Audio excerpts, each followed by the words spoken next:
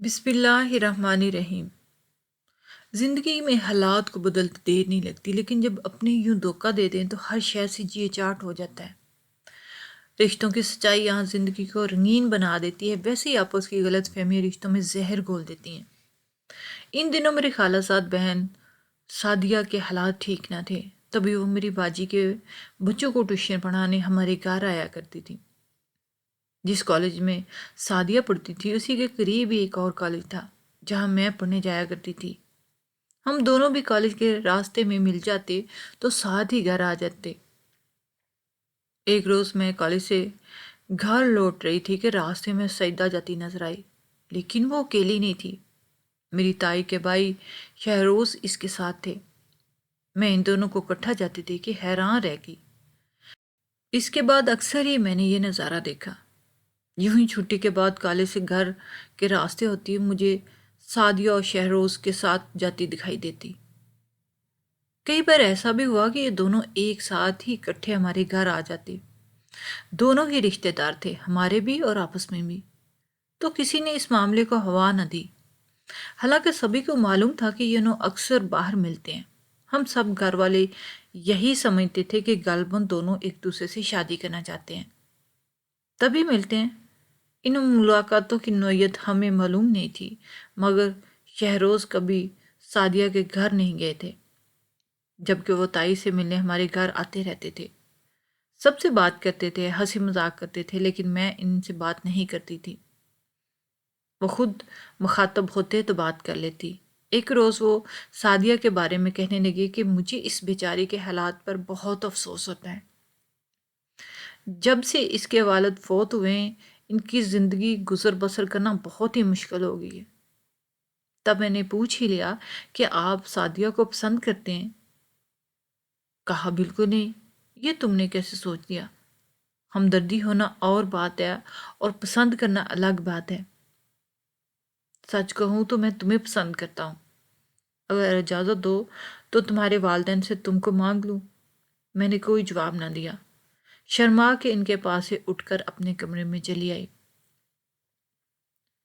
شہروز نے اس ادا کو میری رضامندی سمجھ لیا اور رشتے کے لیے میرے والدین سے بات کر لی۔ ابو نے نیم رضامندی کا اظہار کیا، گویا زبانی بات چیت ہو گئی۔ کچھ دنوں بعد تائی کی کوشش سے میری منگنی شہروز سے ہوگی۔ یوں ہم دونوں کبھی کبھار باہر ملنے لگے۔ میں کالج سے چھٹی کے بعد تھوڑا سا وقت اس کے ساتھ باہر گزارنے لگی۔ یوں ہی سال بیت گیا۔ جب شہروز ملنے کہتے کوشش کر رہا ہوں کہ اپنے پاؤں پہ کھڑا ہو جاؤں تو تم کو بیاہ کر گھر لے جاؤں اور دنیا کی ہر خوشی تمہارے قدموں میں ڈھیر کر دوں۔ منگنی کے بعد میں بھی شہروز کو پسند کرنے لگی تھی، بلا شبہ وہ باوقار اور پر اعتماد شخصیت کے مالک تھے۔ وہ اپنی بات کے پکے اور قول کے سچے تھے، اور ایسے لوگ کم ہی ہوتے ہیں۔ میں انہی خوبیوں کی وجہ سے شہروز پر نازاں تھی۔ ان کے فائنل امتحان ختم ہو چکے تھے، لہٰذا وہ اپنے گھر والوں سے ملنے چلے گئے اور 2 ماہ بعد لوٹے۔ شہروز جب واپس آئے تو میرے گھر والے اور میرے لیے بہت سے تحفے لائے، لیکن سعدیہ کے لیے کوئی تحفہ نہ لائے۔ اس روز وہ ہمارے گھر بیٹھی بچوں کو ٹیوشن پڑھا رہی تھی۔ اس نے شہروز سے ہم کلام ہونا چاہا، مگر انہوں نے اسے کوئی لفٹ نہ دی۔ مذاق کرنا چاہا تو کبھی شہروز نے اس کو کبھی روکھے پن سے نظر انداز کیا اور تمام وقت اس کے ساتھ کوئی بات نہ کی۔ اب وہ روز آنے لگے تھے، مجھ سے باتیں کرتے، سعدیہ موجود ہوتی تو اس سے ہم کلام نہ ہوتے۔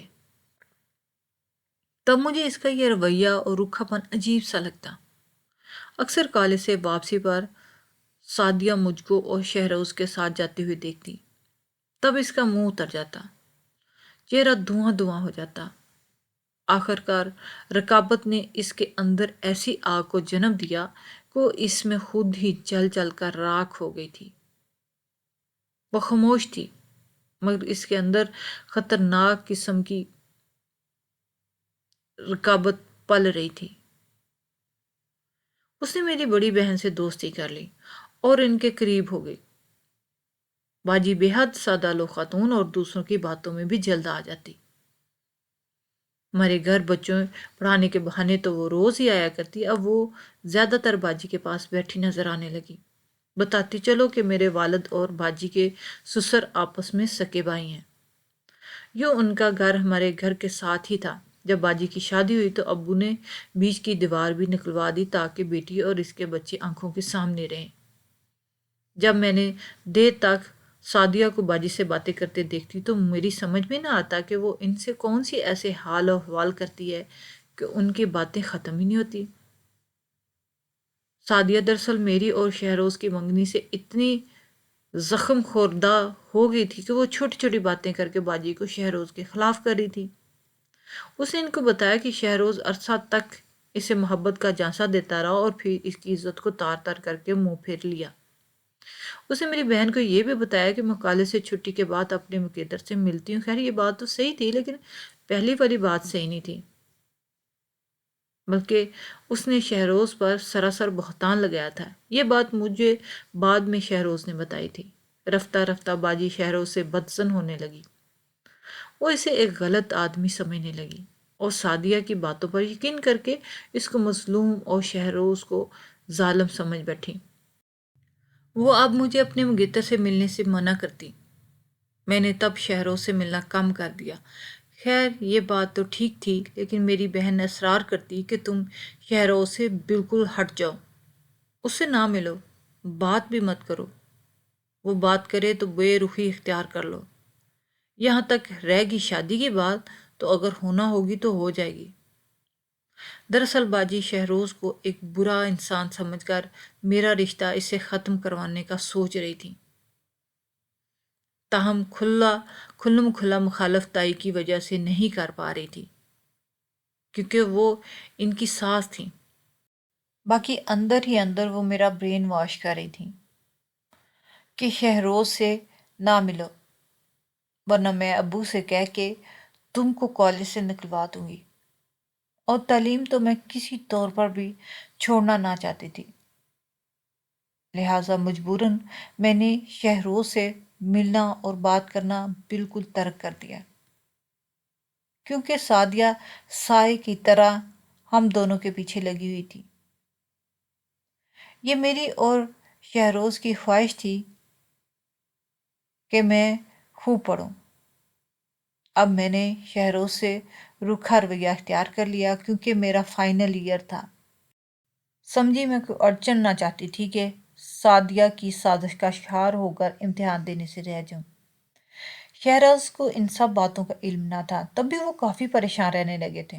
باجی نے امی کو سعدیہ کی کئی باتیں بتائیں تو وہ بھی شہروز سے بدظن ہوگی۔ ان کا خیال تھا کہ پہلے اچھی طرح ان کے اور سعدیہ کے گزرے مراسم بارے میں چھان بین کر لی جائے، پھر منگنی کو پکا سمجھا جائے۔ امی نے مجھ سے کہا کہ شہروز نے ماضی میں سعدیہ سے چکر چلایا، بہتر ہوگا کہ تم اس سے شادی سے انکار کر دو تاکہ تمہاری تائی کے سامنے ہم برے نہ بنیں، ورنہ اس سے تعلقات خراب ہو جائیں گے۔ یہ بات میں نے شہروز سے کہی، وہ بہت پریشان ہو گیا۔ باجی نے بھی کئی بار مجھ سے یہی بات کہی، لیکن میں چپ رہی، انکار کیا نہ اقرار۔ میں ابو کی جانب دیکھ رہی تھی، کیونکہ عورتوں نے باتیں ان کے کانوں میں پہنچا دی تھیں، لیکن وہ تحمل سے کام لے رہے تھے۔ کہا کہ ممکن ہے کہ سعدیہ شہروز پر الزام لگا رہی ہو۔ ان کو ایسا ہی لگ رہا تھا۔ وہ ایک جہاں دیدہ آدمی تھے، جلد بازی میں منگنی توڑنے کا اعلان کر کے بھائی بھابھی کو ناراض نہ کرنا چاہتے تھے۔ گھر کا ماحول ایسا ہو گیا کہ مجھے خوف آنے لگا، کہیں امی یا باجی شہروز کی بے عزتی نہ کر دیں۔ ایک روز جب وہ ہمارے گھر آئے تو میں نے موقع پا کے ان سے کہا کہ آپ یہاں مت آیا کریں۔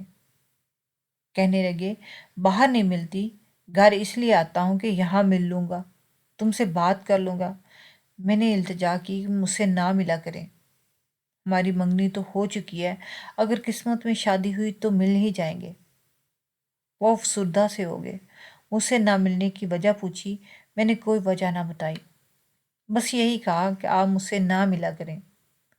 میں اس کے بعد بھی وہ گھر گئے میں نہ ملتی، بلکہ ان کو دیکھتے ہی پڑوس میں چلی جاتی۔ سب سے زیادہ مجھے اپنی باجی کا خوف تھا، جنہوں نے مجھے دھمکی دی تھی کہ اگر تم نے شہروز سے بات کرتے دیکھ لیا تو کالج سے نکلوا دوں گی۔ میں تو باجی کے خوف سے ایسا کر رہی تھی اور شہروز سمجھ رہے تھے کہ میں ان سے نفرت کرنے لگی ہوں۔ جب کسی کی مگیتر اس طرح کا رویہ اختیار کر لے تو وہ آدمی کیا کچھ سوچنے پہ مجبور نہ ہوگا، اور یہاں تو ساری زندگی کا سوال تھا۔ شہروز مجھ سے صاف ایک بار بات کرنے اور غلط فہمی دور کرنے کی خاطر کالج کے تمام راستے میرے پیچھے آئے، لیکن میں بات نہ کرتی۔ شاید میں بھی ان کو سعدیہ کا پرانا عاشق پھر اس کا گناہ گار اور مجرم سمجھ رہی تھی۔ میرے دل میں بھی اس شک کی بنا پر دراڑ آ گئی تھی۔